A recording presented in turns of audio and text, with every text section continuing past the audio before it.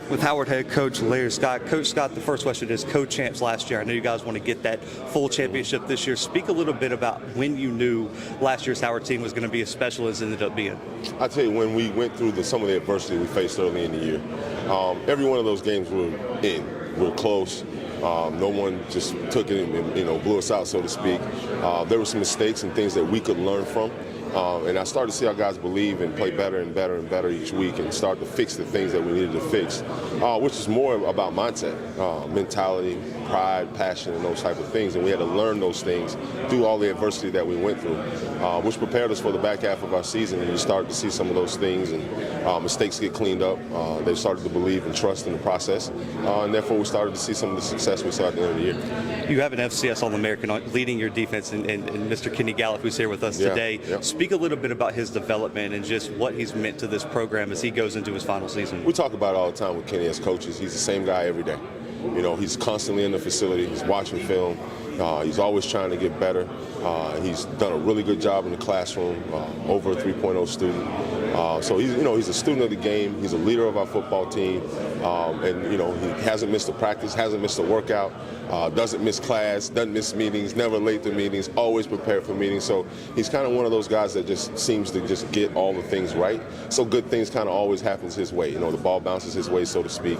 But he does it by example, and that's what I love. Not vocal unless he needs to be vocal, but always out, always out in front, always where he's needed to be. So he's just one of those guys that you turn and look to, and he's going to always be there. You totally rely on him. He's one of those guys you take down a back alley with you. What's one thing from last season's team that you wanted to focus on and improve on going into 2023? I think the big thing is the continued accountability and trust that they need to have to play together. We can't talk enough about when you have a lot of talented guys and you put together a group of talented guys that need to understand that we're not going to all be successful unless we all come together. And at the end of the day, football is a team sport. It's not an individual thing. And if we don't all come together and play for each other and be accountable to each other for our actions both on the field and off the field, we're not going to put ourselves in the best position to have success. And so what they've done is they started to believe in that. They bought into it. They're accountable to each other from the way that they take care of their bodies off the field, the way that they're hydrating, the way that they eat, the way that they're trying to rest, get off their feet.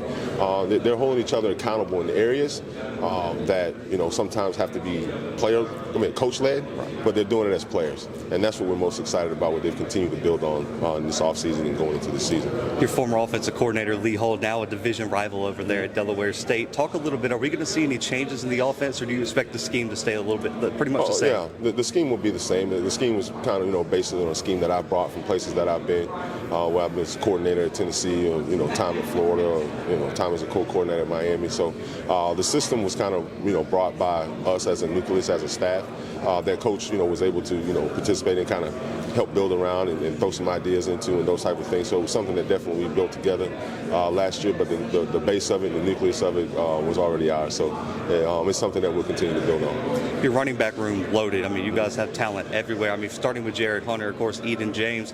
How do you guys plan to get everyone the ball? There's only one football, and you guys got a lot of talent on offense. Absolutely. And I think it's it starts with the buy-in from the entire group. We got a group of talented receivers. We have a group of talent, tight ends. And like you said, our backs. And a lot of really good guys that can be explosive with the ball in their hand. So at the end of the day, they have to buy into playing well together for each other without the ball. And therefore, when the ball does come your way, your teammates are going to play hard for you to help you have the success that you want to have individually when you have the ball. So first is just getting everybody to buy into the team picture, the whole idea of team and togetherness and those type of things, so that we get rid of petty jealousies and selfishness and those things that actually eat a team from the inside out.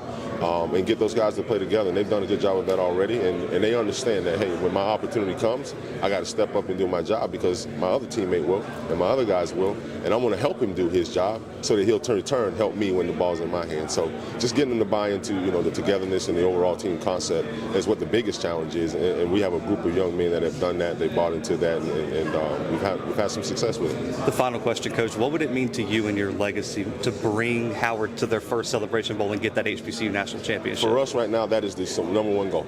That is our sole focus. And I think we have a team of guys that understand it's just not about the celebration bowl, right? We're going to look up and find ourselves there. It's about winning on Monday. It's about winning on Tuesday, Wednesday, Thursday, the process of what it takes to get there.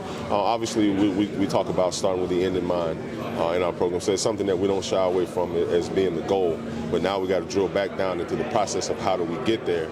And when it's time to look up and you're there, then we'll talk about that moment.